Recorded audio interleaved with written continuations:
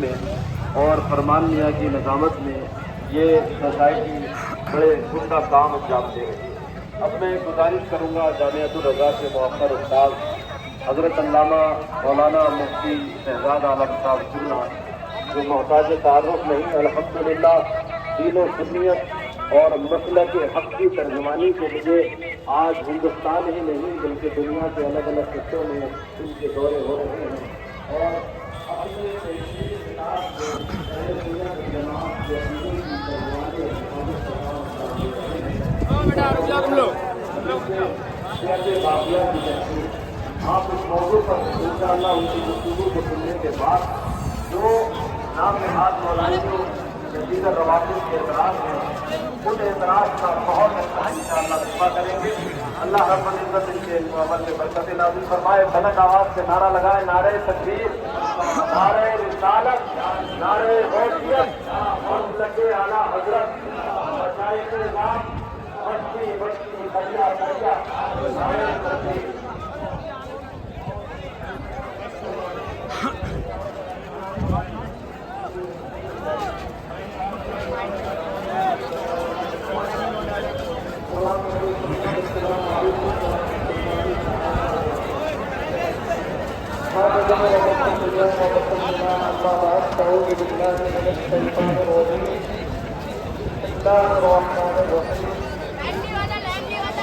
رضي الله عنهم ورضوا عنه، آمنت بالله صدق الله العظيم وصدق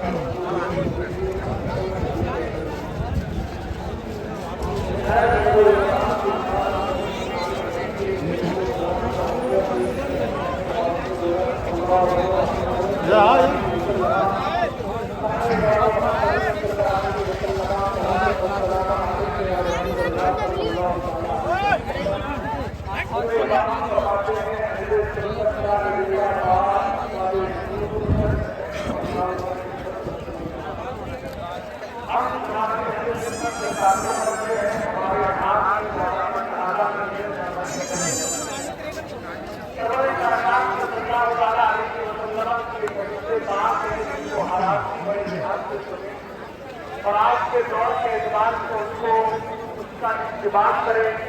حضرت اسامہ رضی اللہ تعالیٰ عنہ فرماتے ہیں، ایک دن میرے نبی علیہ السلام تشریف فرما تھے، کہاں تشریف فرما تھے؟ سینے پر تشریف فرما تھے۔ اشرف النبی صلی اللہ تعالیٰ علیہ وسلم علی من آفات النبی، نبی کریم صلی اللہ تعالیٰ علیہ وسلم نے اس سینے پر سے ہاتھ پر نیچے دیکھا۔ اہل ممبر کی بھی خاص توجہ چاہوں گا، کچھ باتیں مجھ میں سے ناکار ہوگی کی باتیں غور فرمائیے گا۔ سرور کائنات نے مدینے شریف کے سینے پر سر کے اوپر سے نیچے کی طرف ہاتھ کر دیکھا اور صحابہ اکرام سے فرمایا، حل ترون ما، یہ میرے صحابہ یہ بتاؤ جو میں دیکھ رہا ہوں وہ تمہیں نظر آ رہا ہے کہ نہیں؟ صحابہ اکرام نے عرض کیا، نہیں میرے آقا۔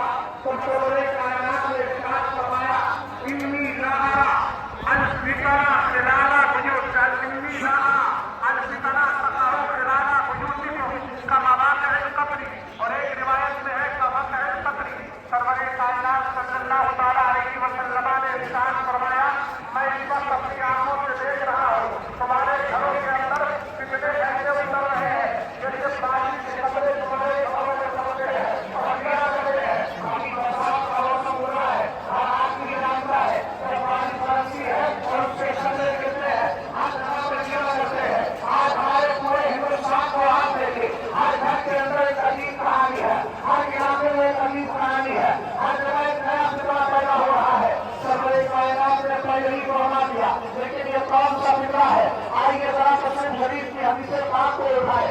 سرور کائنات صلی اللہ تعالیٰ علیہ وسلم نے فرمایا، یقول فی آخر الزمان یتہون تظہرون یاتونکم من الاحادیث بما لم تسمعوا انتم ولا آباؤکم فإیاکم وإیاہم لا یضلونکم ولا یفتنونکم۔ سرور کائنات نے فرمایا، آخری زمانے میں میری امت میں دجال، مکر و فریب کرنے والے، جھوٹ کا پیدا جھوٹ بولنے والے لوگ پیدا ہوں گے۔ تمہارے پاس पास ऐसी ऐसी बातें लेकर के आएंगे जो न तुमने सुनी होगी न तुम्हारे आबाओ अजदाद में सुनी होगी। सबरे कायनात हम करें क्या? मेरे नबी ने फरमाया वलिया हो।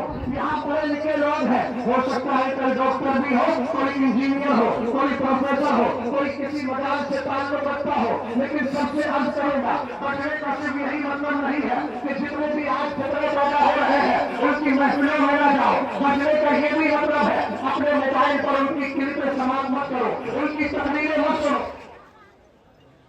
उसका माल है करदाना मोती भूल गया वो उसका गाय नहीं है उससे तो आया करदाना देख लो मिला तो रखा दी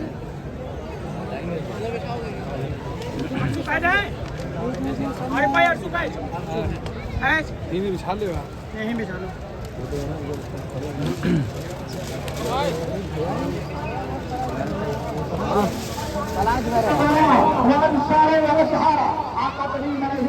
फरमाते हैं अल्लाह ने मुझे भी चुन लिया, सहाबा को भी चुन लिया है, किसी को अंसार बनाया है, किसी को रिश्तेदार बनाया है, किसी को वजीर बनाया है। आगे मेरे नबी ने इरशाद फरमाया वसयाती कौम यसुब्बूनहुम व यंतकिसूनहुम, फरमाया एक दौर ऐसा आएगा कि मेरे सहाबा को गालियां देने वाली जमात पैदा होगी, उनकी शानों में तौहीन करेगी। हे मेरे आका हम क्या करें? कौन राशियों से रिश्ते रखे या नाम निहाद मौलाइयों से रिश्ते रखे? और आज के दौर में कुछ जाहिरों का ये आलम हो गया है, उन्होंने मौलाइयत के लफ्ज को इस तरीके से इस्तेमाल करते हुए कह दिया कि आपकी इस्लाह के एतबार से अगर हम कहें तो इमाम अहमद रजा खान और उनका पूरा खानदान कट्टर मौलाई है, हमें जहालत की हद होना चाहिए। तुमने तो इम्तिहान को पहुंचकर इमाम अहले सुन्नत पर इतना बड़ा बहतान लगा दिया। आला हजरत इन नाम निहाद आपकी इस्लाह के एतबार से मौलाइयों के सरदार नहीं है, अहले सुन्नत वल जमात के सरदार है। इसलिए लफ्ज़ मौलाई आपकी इस्लाह के एतबार से अहले सुन्नत के खिलाफ कुचल के लिए बोला जाता है, जो सहाबा को गालियां देता है। खुदारा इस शेर से इस हालत को बंद किया जाए। हम कब तक अपनी सुन्नियत को खुद ही बर्बाद करते रहेंगे?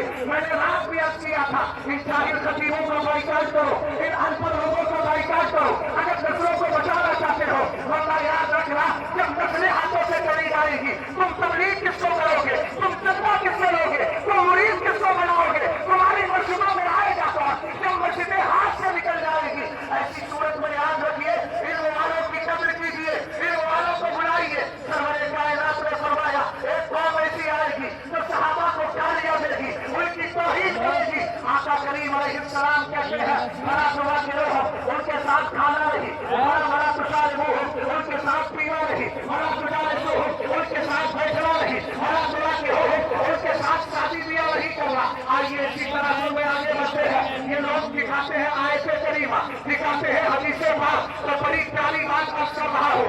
अल्लामा सैयद जलालुद्दीन शाही बुखारी सरकार चाहे आला उनका फर्जंदे असलम यहाँ तशरीफ फरमा है। उनकी नस्ल में आज भी नस्ल के अंदर एक बुजुर्ग पैदा हुए सैयद जलालुद्दीन शाही बुखारी, किताब लिखी अलकौलुस्समा फी मारिफतिल असहाब। ये इस नंबर पर जितने उलमा है सबसे आज करूंगा ये जुमला लेकर के जाइएगा। उन्होंने इरशाद फरमाया कितनी भी रिवायतें सहाबा को गालियां देने मुनाफिक और बागी कहने के लिए बोली जाती है, ये सब तारीख की है।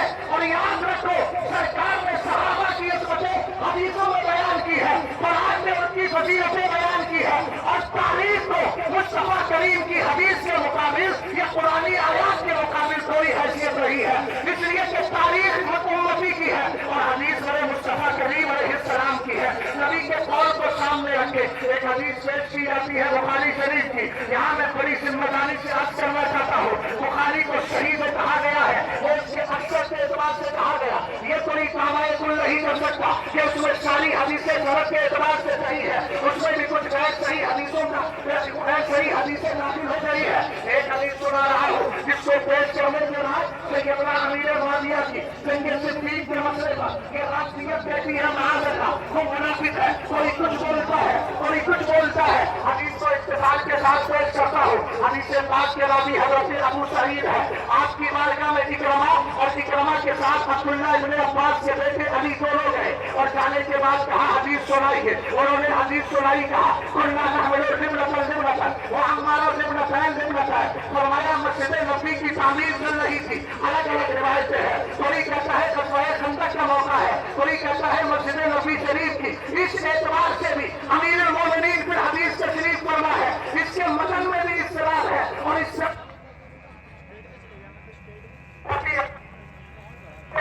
رسول کریم صلی اللہ تعالیٰ علیہ وسلم کے صحابی کہتے ہیں ہم ایک عید اٹھا رہے تھے اور چھوٹے اٹھا رہے تھے، فرآہ النبی صلی اللہ علیہ وسلم، میرے نبی کی نظر پڑی، سرور کائنات نے ان کے لیے کیا کیا، بہت بڑا مان ہو، سرکار قریب گئے، ان کے جسم سے مٹی کو ہٹانے لگے اور اٹھا کر فرماتے ہیں، بھائی ہاں عمار الفیت الباغیہ، کہا کہ عمار کو ایک باغی گروہ قتل کرے گا، ایک باغی گروہ شہید کرے گا۔ رسول کریم صلی اللہ علیہ وسلم کی حدیث پاک کو سن لیا، سننے کے بعد آپ نے کہا اعوذ باللہ من الفتن، میں فتنوں سے اللہ کی پناہ چاہتا ہوں۔ اہل علم ذرا توجہ کریں، ہم جب اس حدیث کی سند کی طرف جاتے ہیں اور ہم نے علامہ ابن حجر حیثمی صفری مکی کی کتاب تفسیر الجنان کو اٹھایا، اٹھانے کے بعد جب پڑھا انہوں نے فرمایا بجواب ہو اللہ ذالک انما یتم لو صح الحدیث ولم یمکن تعبیرہ فاذا لم یصح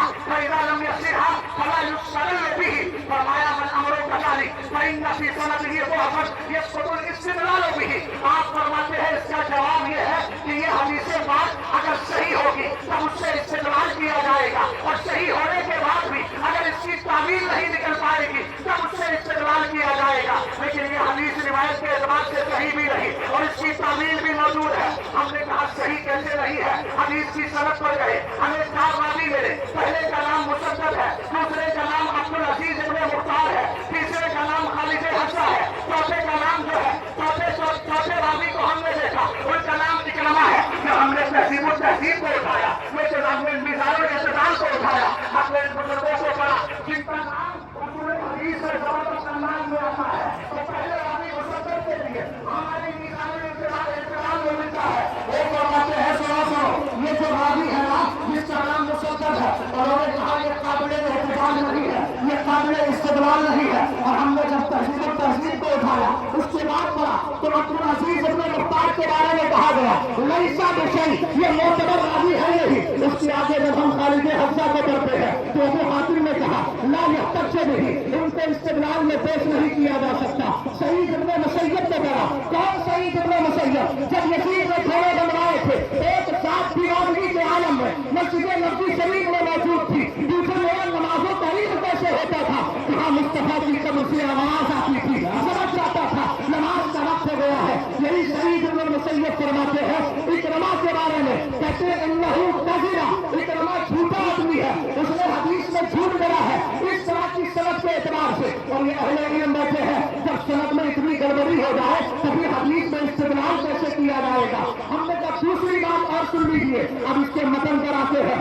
آپ کا پہلا جملہ کیا ہے، تقتلہ الفیۃ الباغیہ، کہا لفظ باغی آ گیا، امیر معاویہ کے لفظ باغی بول کر کوئی منافق کہہ رہا ہے، کوئی کچھ بول رہا ہے، مگر ان ساری کتوں کو